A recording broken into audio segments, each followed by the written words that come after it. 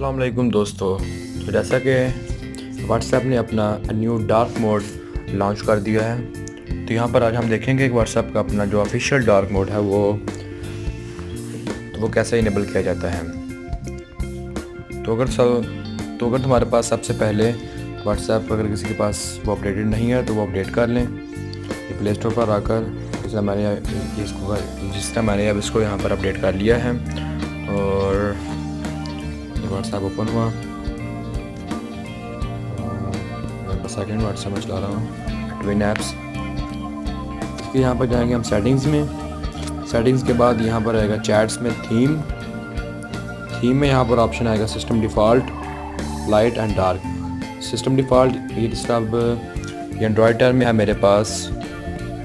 Dark mode मैंने यहाँ पर इसको किया हुआ इनेबल और लाइट हो गया अब, और ये हो गया डार्क ऑप्शन। इस तरह अब हमारे पास व्हाट्सएप का डार्क मोड इनेबल हो गया। The simplest and easiest method. Thank you guys. अल्लाह हाफिज़।